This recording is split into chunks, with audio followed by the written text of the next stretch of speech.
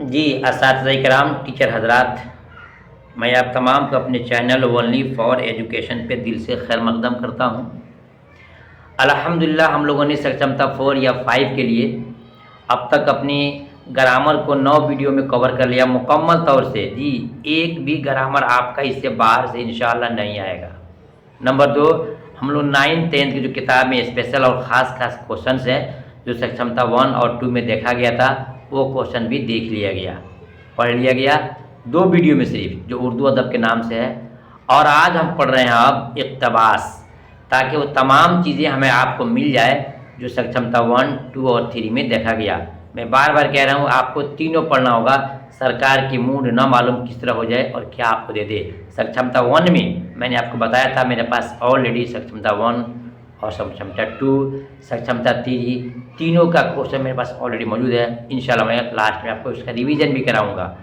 तो 1 में आपको किताब और ग्रामर दिया हुआ था, 2 में आपको ग्रामर और इक़्तिबास यानी कि गद्यांश दिया हुआ था, और 3 में आपको सिर्फ ग्रामर दिया हुआ था। तो क्यों ना हम तीनों को पढ़ लें, चाहे जिधर से पूछे, ऊपर से पूछे, नीचे से पूछे, आगे से पूछे, पीछे से पूछे, सब हमको पढ़ लेना है। तो आज हम पढ़ रहे हैं, अब हम पढ़ने जा रहे हैं इक़्तिबास, जिसको हम और हिंदी में गद्यांश कहते हैं, है ना, गद्य पद कहते हैं। आइए शुरू करते हैं। देखिए लिखा हुआ है, हिदायत, दर्ज झैल इक़्तिबास को गौर से पढ़ना पड़ेगा। क्या पढ़ना है? गौर से पढ़ना है, और पढ़ने के बाद से आपको मुनासिब उसका जवाब लगाना है। यहाँ क्या लिखा है? दर्ज झैल इक़्तिबास को पढ़िए और दिए गए मुतबादिल में से सही मुतबादिल का जवाब दीजिए। यानी कि पूरा पहले आपको ध्यान से पढ़ना पड़ेगा। और ज़्यादातर टीचर्स में कुछ ऐसे लोग हैं जो उर्दू की सही पकड़ नहीं है, वो लोग इसमें असफल होते हैं क्योंकि मिला नहीं पाते हैं। इसलिए मैं आपको रिवीजन करा रहा हूँ। पढ़िए, डॉक्टर अंबेडकर का असल नाम भीमराव सकपाल था। ये आपका एक सेंटेंस हो गया। डॉक्टर भीमराव अंबेडकर का असल नाम भीमराव सकपाल था। वह 14 अप्रैल 1891 को ना महू मध्य प्रदेश के कस्बा महू में पैदा हुए। ये हो गया आपका, पैदा हुए। उनका ताल्लुक महाराष्ट्र के मेहार ख़ानदान से था। मेहार कहते हैं चमार जाति के। ये हो गया, आपने पढ़ लिया। उस ज़माने में छूतछात की वबा आम थी। छूतछात मतलब भेदभाव, कोई किसी से नफरत करता था, जाति से, बदन से भी छुआछूत रखता था लोग। तो बता रहे हैं कि उस ज़माने में छूतछात की वबा, छूतछात की यानी भेदभाव की वबा क्या थी? आम थी। हर घर में ये बात थी। डॉक्टर अंबेडकर को बचपन से इस किस्म के भेदभाव और नाइंसाफ़ी का सामना करना पड़ा था। क्लास में टीचर भी वैसा ही व्यवहार करते थे और स्टूडेंट, इनके पढ़ने वाले बच्चे भी साथ में भेदभाव किया करते थे। डॉक्टर अंबेडकर जो अपने उस्तादों का बेहद एहतराम करते थे। जितना भी पढ़ाया जा रहा है इस इक़्तिबास में, इसके अंदर से एक क्वेश्चन आपको आएगा। सितारा के स्कूल में अंबेडकर नामी एक उस्ताद थे। सितारा की जो जगह है, नामी स्कूल में, सितारा के स्कूल में अंबेडकर नामी एक उस्ताद थे जो जात पात की तफरीक को नहीं मानते थे। टीचर भी वैसा ही थे, नहीं मानते थे। वह सब के साथ बराबरी का सलूक करते थे। हिंदू हो, मुस्लिम हो, डोम हो, चमार हो, कोई भी हो, सब के साथ सिर्फ मानवता और इंसानियत देखा करते थे। कौन? सितारा में जो डॉक्टर थे, उस्ताद थे, जिनका नाम था अंबेडकर था। वो भीमराव को बहुत चाहते थे, भीमराव को बहुत चाहते थे। उस्ताद और शागिर्द का रिश्ता ऐसा मजबूत हुआ, उस्ताद और शागिर्द का रिश्ता ऐसा मजबूत हुआ कि आगे चलकर भीमराव सकपाल से भीमराव अंबेडकर बन गए। यानी कि अपने नाम को, जो उनका सकपाल नाम था, तो अंबेडकर डाल लिया, क्योंकि टीचर और उस्ताद के नाम पर उन्होंने नाम अपना डाल लिया। ये हो गया, ये आपने पढ़ लिया इक़्तिबास को। अब आगे सुनिए, आला तालीम हासिल करने के लिए इंग्लिस्तान जाने का मौका मिला। किसको? भीमराव अंबेडकर को। आला माने उच्च शिक्षा हासिल करने के लिए भीमराव अंबेडकर को इंग्लिस्तान जाने का मौका मिला। इसको याद करिएगा, कहाँ मिला? मौका मिला। इंग्लिस्तान से वापसी के बाद डॉक्टर अंबेडकर ने मुल्क से छूत-छात, जात पात की तफरीक मिटाने की कोशिश की। कहा कि छूत-छात सही नहीं है, जात पात सही नहीं है, सब इंसान एक क्या है? एक सम्मान है, एक बराबरी की है। छूत छात की लानत ने मुल्क को काफ़ी नुकसान पहुंचाया। उसकी वजह से मुल्क का बहुत बड़ा तबका गुर्बत और जहालत का शिकार रहा। अम्बेडकर ने अपने जैसे कमज़ोर इंसानों पर होने वाले जुल्म और नाइंसाफ़ियों के खिलाफ आवाज़ उठाई। या आप इक़्तिबास पढ़ रहे हैं अभी, गद्यांश पढ़ रहे हैं अभी। अब फिर सवाल बनेगा, सुनिएगा उसको। आगे लिखता है कि डॉक्टर अम्बेडकर का ख्याल था कि समाज में बाइज़्ज़त ज़िंदगी गुजारने के लिए तालीम बेहद ज़रूरी है। डॉक्टर अम्बेडकर का ख्याल था कि समाज में बाइज़्ज़त ज़िंदगी गुजारने के लिए तालीम बेहद ज़रूरी है। डॉक्टर अम्बेडकर ने हमेशा कौमी इत्तेहाद और एकानगत पर जोर दिया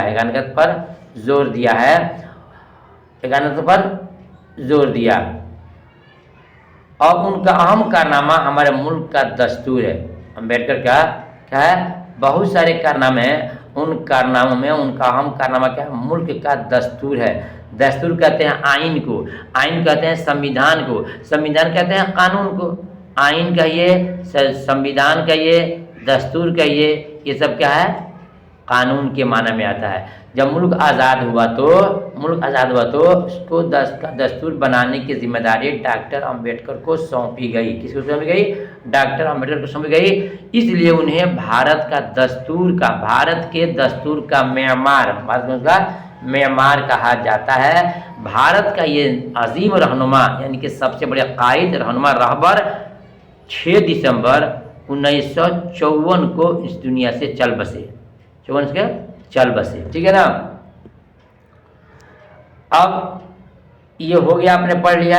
अब इसी में आइए सवाल आपको बन रहेगा, मुल्क का एक बड़ा तबका गुर्बत और जहालत का शिकार रहा, किसकी वजह से? मुल्क का एक बड़ा तबका गुर्बत और जहालत का शिकार रहा, किसकी वजह से? आप जब फिर पढ़ेंगे गद्यांश में तो मिलेगा कि छूत छात की वजह से। किसकी वजह से? ऑप्शन आपका डी सही है। छूत छात की वजह से बहुत सारे लोग क्या हो गए, अनपढ़ और जाहिल लगे और गरीब बनते चले गए। तो ये आपका जवाब हो जाएगा छूत छात। ये कहाँ है? आपकी इक़्तिबास में है। एक हो गया, डॉक्टर अम्बेडकर का इंतकाल कब हुआ? सवाल नंबर 2, डॉक्टर अम्बेडकर का इंतकाल कब हुआ? यहाँ लिख रहा है कि नहीं?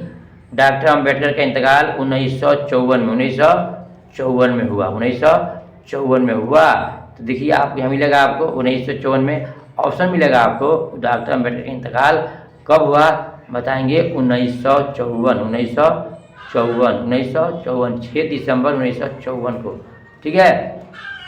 सवाल में देखते 3 में, डॉक्टर अम्बेडकर का असल नाम क्या था? मोहन राव सकपाल, श्यामलाल, भरत राव सकपाल, भीमराव सकपाल।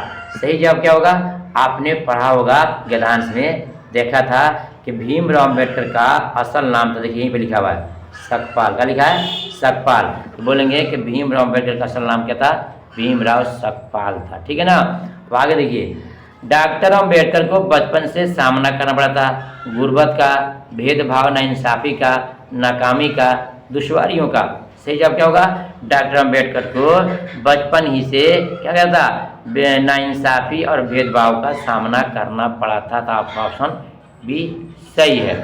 4 हो गया। 5 में देखते हैं, डॉक्टर अम्बेडकर हिंदुस्तान से वापस आने के बाद मुल्क के लिए क्या कोशिश की? मुल्क को आज़ाद करने की, दहशतगर्दी ख़त्म करने की, सी मुल्क से छूत छात और ज़ात पात के नफरत मिटाने की, औरतों के तालीम दिलाने की। तो उनका सबसे बेहतर क्या है? ऑप्शन आपका सी है। यानी 5 का जवाब आपका क्या होगा? सी होगा। क्या होगा? सी होगा। देखते हैं सवाल नंबर 6 में, डॉक्टर अम्बेडकर का ख्याल था कि समाज में बाइज़्ज़त ज़िंदगी गुजारने के लिए क्या करना होगा? सियाहत जो है ज़रूरी है, सियाहत ज़रूरी है, या फिर क्या ज़रूरी है? सियाहत ज़रूरी है। एक, ईमानदार होना बेहद ज़रूरी है, तालीम बेहद ज़रूरी है, या ताकतवर होना ज़रूरी है? बताएंगे आप। तो भीमराव अम्बेडकर का ख्याल था कि आज समाज में बाइज़्ज़त ज़िंदगी गुजारने के लिए क्या है? तालीम का होना बेहद ज़रूरी है। यानी ऑप्शन आपका सी सही है। नेक्स्ट देखते हैं सवाल नंबर 7 में, अम्बेडकर ने अपने जैसे कमज़ोर इंसानों के लिए क्या किया? बताएंगे कि उनके दिल से खौफ और डर को होने वाले जुल्म और नाइंसाफ़ियों के खिलाफ आवाज़ उठाई। बी में उनके दिल से खौफ दूर किया और ख़ुद एतमादी पैदा की। सी में गांव और शहर से जाकर लोगों को बेदार किया। डी में ऊपर के तीनों सही हैं। जी, आपका ये सवाल नंबर 7 जो है कि भीमराव अम्बेडकर ने अपने जैसे कमज़ोर इंसानों के लिए क्या किया, तो सवाल नंबर 7 का सही जवाब होगा ऑप्शन आपका ए होगा। क्या होगा? ए होगा।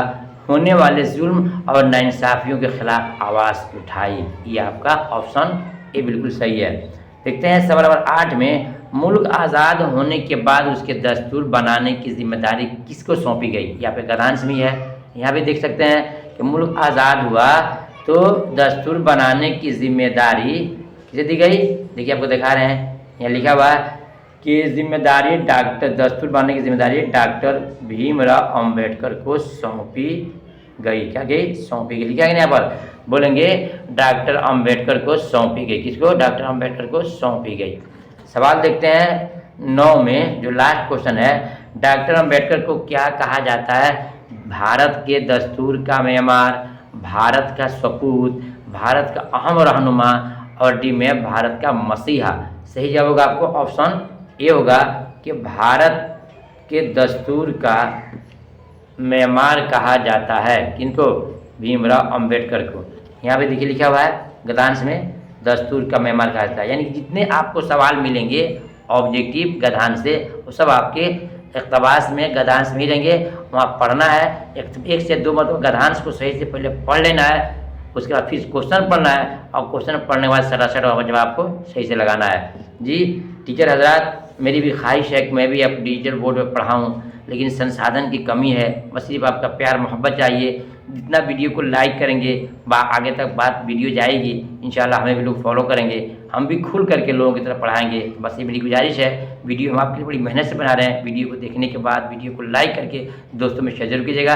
फिर मिलेंगे, हम आपके लिए दुआ भी करते हैं। अल्लाह हम सबों को पढ़ने के साथ साथ इम्तिहान में कामयाबी की तरफ ले जाने की तौफीक दे। आमीन। अस्सलाम वालेकुम।